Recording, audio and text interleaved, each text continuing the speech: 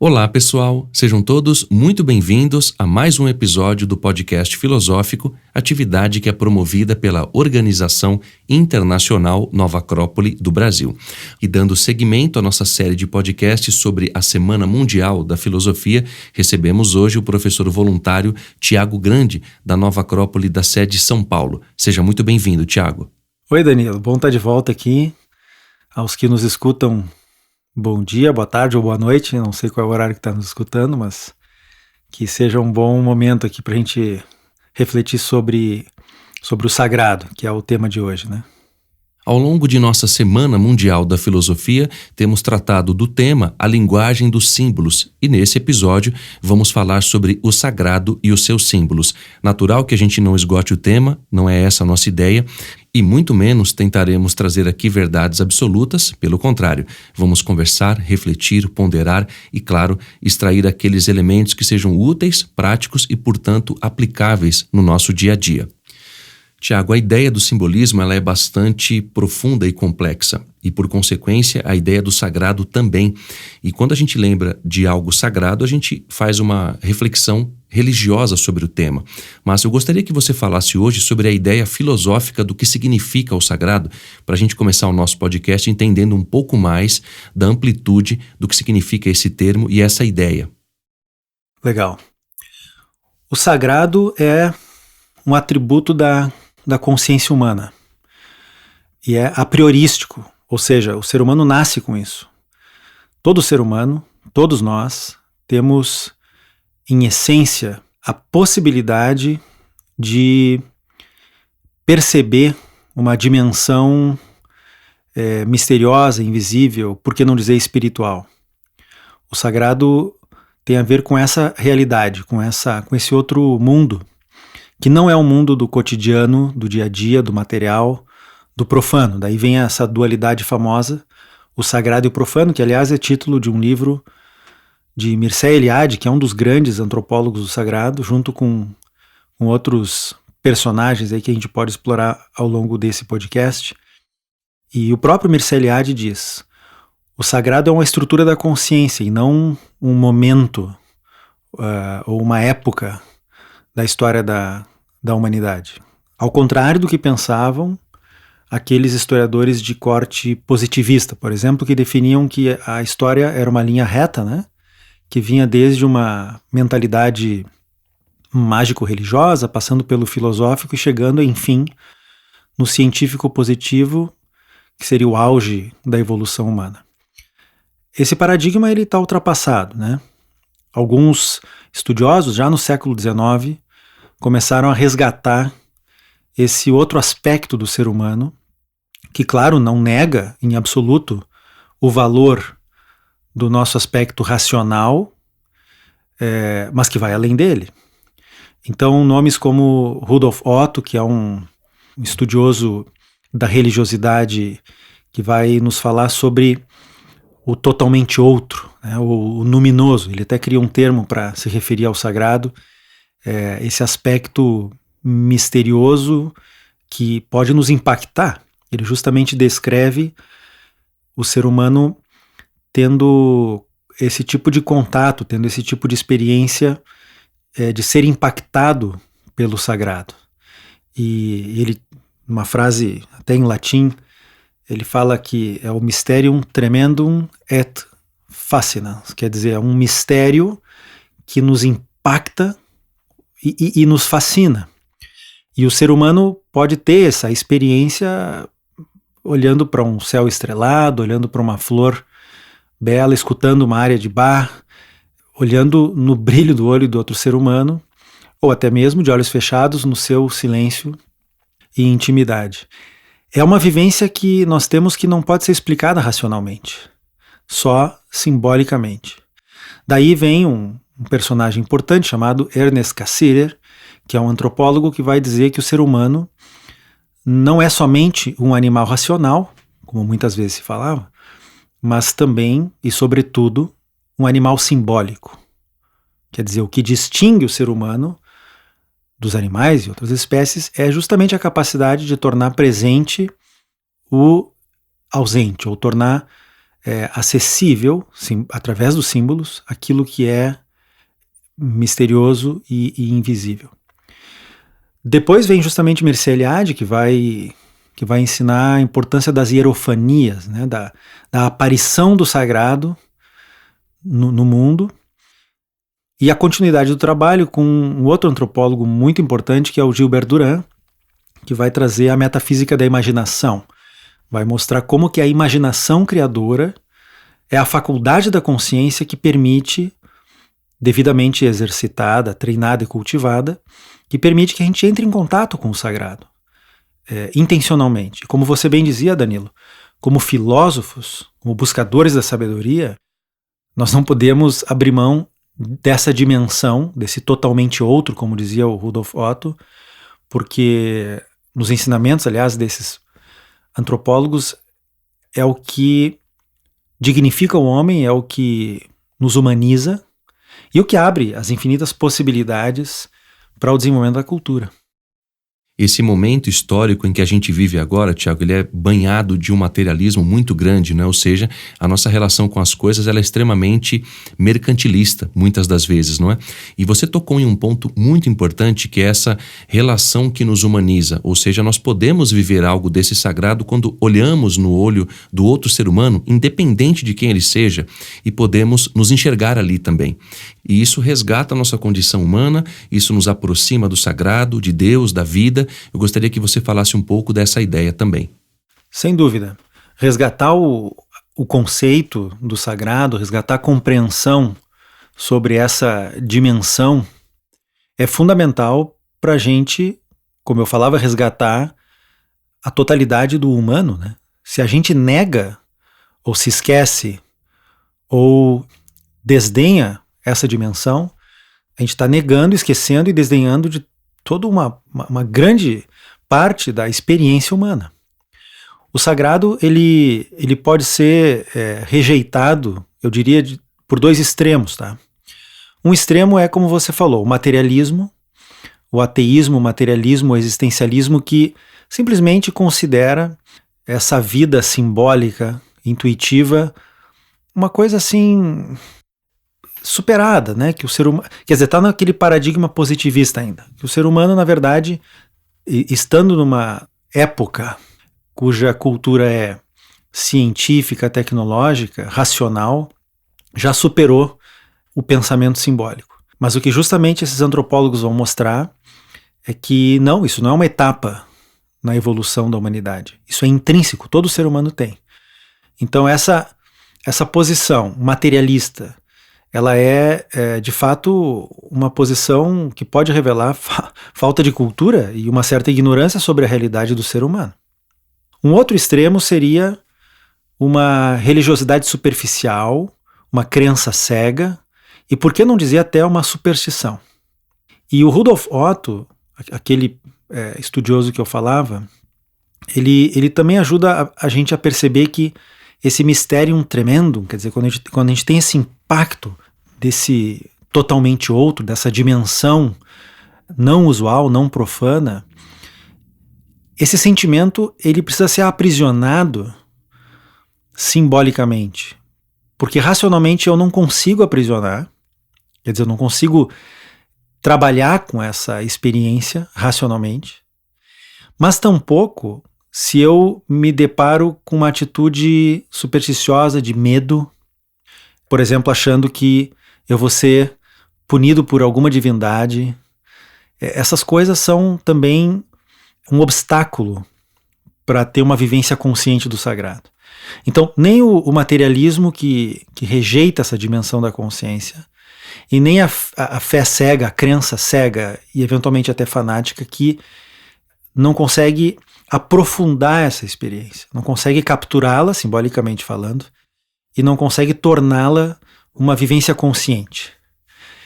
Isso mostra como o assunto é difícil, né, Danilo? Porque não é só difícil de compreender o conceito, é difícil da gente desenvolver um modo de vida e um método de acercamento a essa outra dimensão.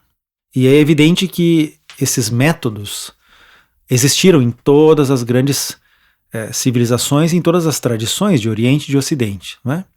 todas essas escolas filosóficas têm técnicas, exercícios, práticas para que a consciência possa se expandir e se elevar um pouco e ter acesso voluntário a essa outra dimensão, sem superstição, sem nenhuma crença cega, mas também sem rejeitar essa dimensão que, como diz o Rudolf Otto, é um mistério tremendo, que pode até eventualmente assustar.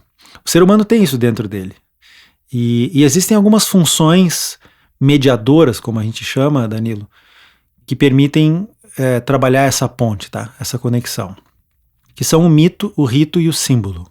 E é justamente sobre isso que eu vou te perguntar, Tiago, ou seja, isso é uma ponte para alcançar essas ideias, isso que você acabou de mencionar. Eu gostaria que você falasse sobre essa concepção, porque isso serve para todos nós. É uma forma de comunicação, de alcance com esses símbolos, com essas ideias, com essas concepções profundas. Nós temos hoje faróis, placas, informativos cotidianos que são os símbolos menores, mas que nos ajudam a comunicar, a entender as questões do dia a dia, a saber respeitar, por exemplo, um banco de idoso, enfim, tudo isso é muito prático e importante. Porém, há algo mais profundo aí que vai nos conectar com essa ideia do sagrado. Porque o símbolo, não como logomarca, o que muitas das vezes nós entendemos hoje nas sociedades modernas, ele tem uma função sagrada, profunda e de ponte. Por isso eu gostaria que você falasse um pouco dessa forma de alcance dessas ideias para que a gente se comunique melhor com elas e, uma vez fazendo essa comunicação correta, aplicar isso na nossa vida de maneira cotidiana. Em alguma medida, claro. Perfeito. O simbolismo é a linguagem do sagrado. E essas três funções mediadoras, elas se baseiam em uma ideia arquetípica. A gente poderia até dizer que o arquétipo em si é um aspecto do sagrado também. Mas esse arquétipo, essa ideia, a maneira platônica, eu não consigo alcançar com a minha mente limitada. Fica inacessível. Isso se torna acessível através dessas funções mediadoras. Então o mito, que vem do grego mythos, que é um relato, uma narrativa, mas uma narrativa simbólica, uma narrativa que não é racional, e do ponto de vista racional pode ou não fazer sentido ou ter um sentido muito reduzido. O mito é uma narrativa, é um conto, um relato, cujo significado maior só pode ser apreendido quando se domina, digamos, a gramática dessa linguagem que é simbólica. Símbolo, por sua vez, a palavra símbolo tem uma raiz grega, symbolon, que significa reunir. E também no latim symbolus, significa aquilo que carrega algo, né? Então o símbolo ele é como uma janela. Eu olho através do símbolo e eu enxergo a outra dimensão. O símbolo permite fazer essa comunicação, como você dizia. Sem o símbolo, eu fico cego para essa outra realidade. Então a narrativa mítica, ou os relatos míticos, que evidentemente tem em todas as culturas, em todas as mitologias de todos os povos, são não uma versão menor do conteúdo cultural humano, mas ao contrário, uma versão maior, porque requer uma elevação da consciência, uma captação, uma intuição e uma percepção para além do óbvio. E isso é o símbolo, como um conhecimento indireto. O rito, para completar essa trindade aí, o rito é quando a gente vivencia no aqui e agora, no tempo e no espaço, simbolicamente esse mito. E a gente atualiza o mito, nas palavras desses muitos antropólogos. Atualizar o mito significa vivenciá-lo, encarná-lo e torná-lo concreto no aqui e agora. Há vários tipos de ritos e de cerimoniais, também em diferentes dimensões da cultura humana. Existem ritos religiosos, obviamente, mas também existem ritos políticos, existem ritos acadêmicos, existem ritos artísticos, existem ritos militares, existem ritos filosóficos, por que não? Né? Toda vez que eu uso certos gestos, uma posição do corpo, certas palavras, com determinada música, determinadas cores e aromas, eu estou fazendo aqui no mundo físico um ato cerimonial, um ato simbólico que reverbera ou que atrai analogamente essa mensagem, esse ensinamento ou esse relato mítico. Então, mito, símbolo e rito são funções mediadoras para o sagrado e a gente precisa se tornar também consciente disso. A simbologia, o simbolismo, é a linguagem do sagrado, isso é fundamental. Na sua fala, Tiago, você mencionou essa ideia de não conseguirmos alcançar esses símbolos de maneira racional. E é curioso isso porque nós percebemos essa concepção que você trouxe. Quando vamos ler uma fábula, por exemplo, um mito, a gente não consegue compreender ou alcançar o que isso significa sem uma ideia um pouco mais imaginativa. Ou seja, através da razão, da mente concreta, a gente não entende o que significa uma fábula ou um mito, porque eles têm uma moral fundamental e geralmente nos ensinam muito profundamente sobre nós próprios. Não é uma historinha para criança de maneira pejorativa, como a gente entende, porque isso serve para toda a humanidade. Agora, a imaginação criadora ela é fundamental nesse processo de compreensão do que significa um mito, do que significa um símbolo, por exemplo. E às vezes, desculpe o linguajar popular, a gente costuma viajar um pouco na maionese e imaginar, ou melhor dizendo, fantasiar as coisas e crer que elas são simples de se compreender e entendendo errado, nós vamos agir de maneira errada também. Isso nas nossas experiências cotidianas, diárias, de vida como um todo. Quando a gente lembra de Beethoven, Mozart, Shakespeare, por exemplo, Cervantes, todos captaram essa ideia simbólica, esse arquétipo, como nos ensinava Platão, e conseguiram plasmar na Terra através de suas obras. Se fosse através de uma mente racional, não teríamos suas obras à nossa vista e também não as compreenderíamos. Então eu gostaria que você falasse desse processo da imaginação criadora dentro da compreensão para entender um símbolo. Perfeito, Danilo. A fantasia e a imaginação são coisas diferentes. Muito embora a fantasia, no grego, significa imaginação, mas eu estou usando aqui a palavra para diferenciar, para a gente ter um termo para cada coisa, tá? Então, isso do viajar na maionese, ou de deixar a mente dispersa e, na verdade, inconscientemente vagando, muitas vezes movida pelos instintos, né? Movido pelos medos e pelas ganâncias, movido pelas preocupações ou movido pelos interesses e preferências da personalidade mundana, isso é a fantasia.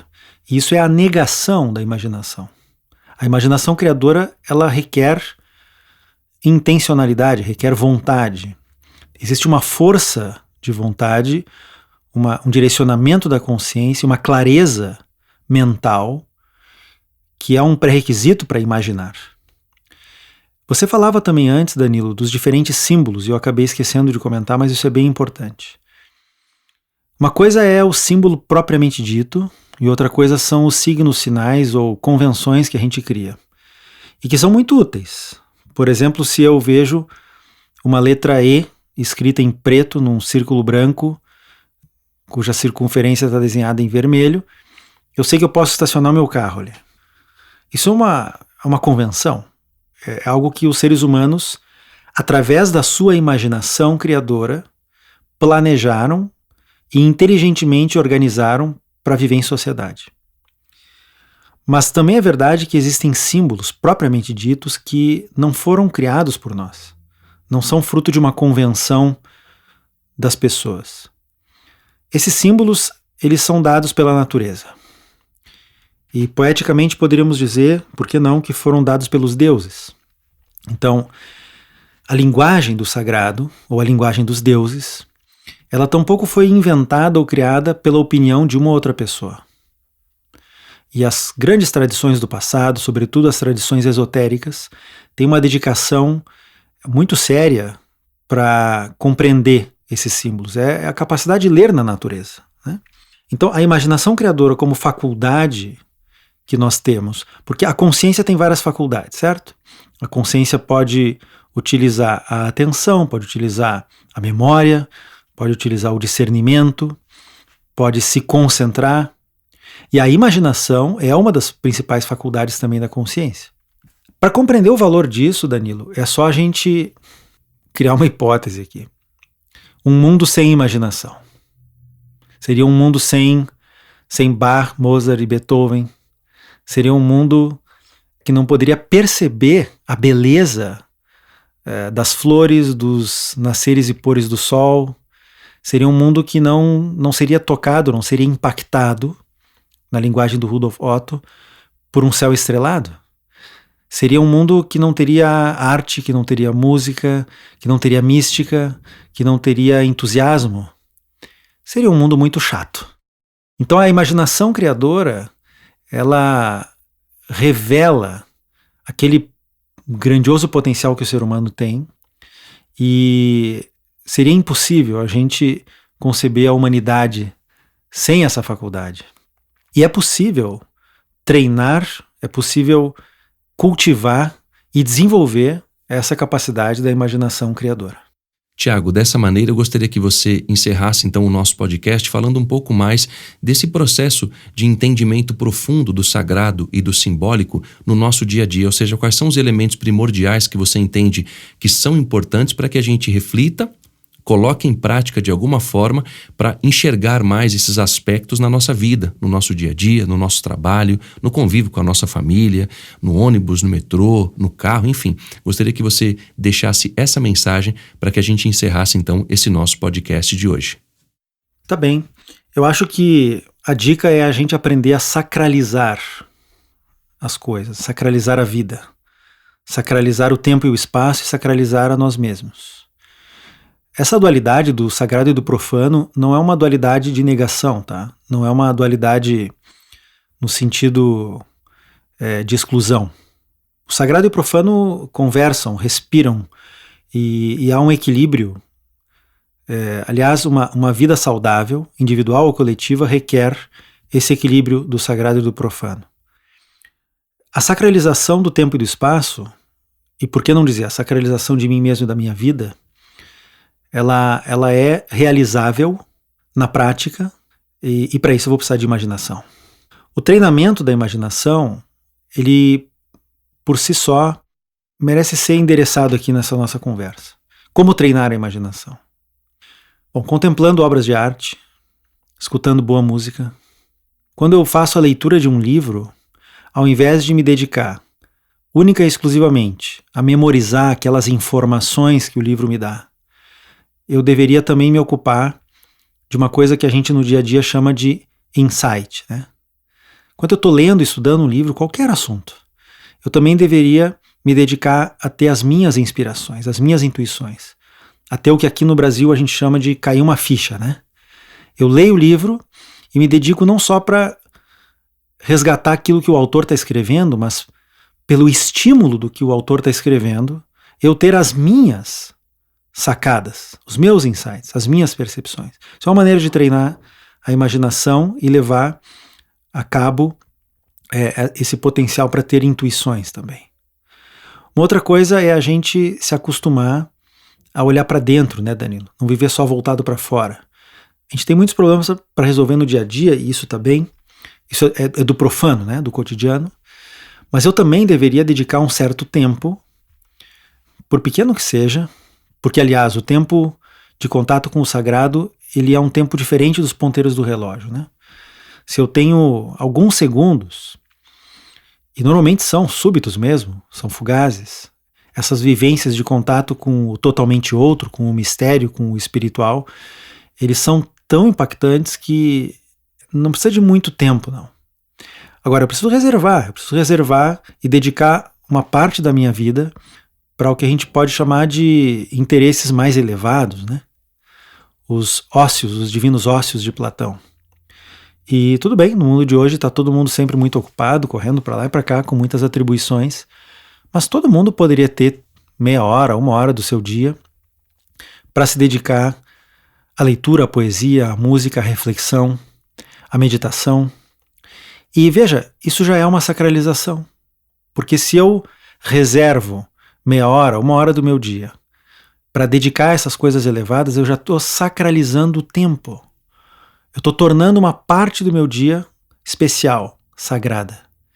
Da mesma forma, eu posso sacralizar o espaço. Ninguém me impede de ter, por exemplo, na minha casa, um lugar especial, onde eu vou colocar ali imagens, símbolos, coisas importantes para mim. Porque o sagrado, como categoria, ele também pode ser entendido como um valor. Tanto que no dia a dia a gente fala, isso é sagrado para mim, né? Isso é muito importante, isso para mim é sagrado. Então, cada um, à sua maneira, de acordo as suas experiências e a sua própria relação com a vida, pode ter um lugar, um espaço físico na sua casa que vai ser simbolicamente um espaço sagrado. São dois exemplos bastante simples. É claro que isso daria até um outro podcast, né, para falar sobre como se desenvolve técnicas mesmo de sacralização do tempo e do espaço.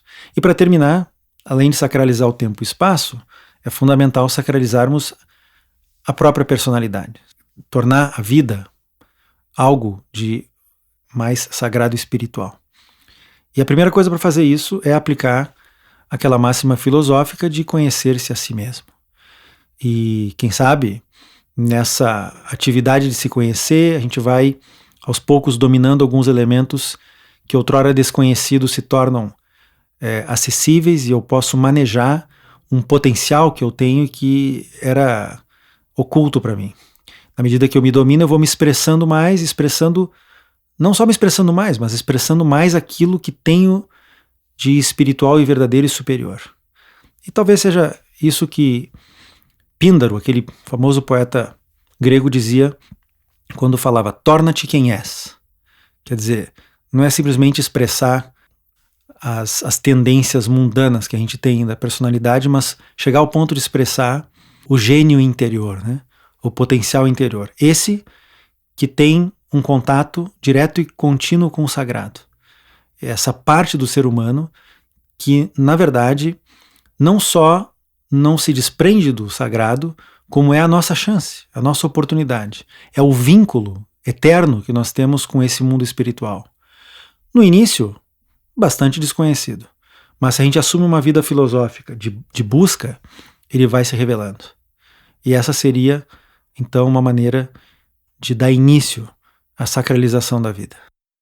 Dessa maneira, encerramos então essa nossa conversa de hoje, agradecendo ao professor Tiago Grande e, claro, desejo que você seja sempre muito bem-vindo no podcast da Nova Acrópole.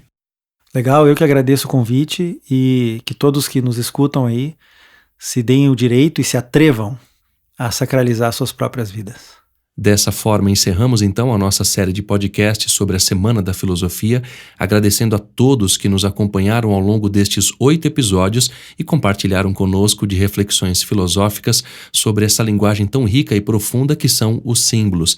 Não deixe de conferir e compartilhar a programação da Semana da Filosofia que ocorre nas sedes da Nova Acrópole de todo o Brasil através do site diamundialdafilosofia.com.br. E claro, aqui na descrição estão todos os canais para você ouvir essa série e muitos outros episódios do podcast filosófico. Boas reflexões, boas vivências, feliz Dia Mundial da Filosofia. Até a próxima!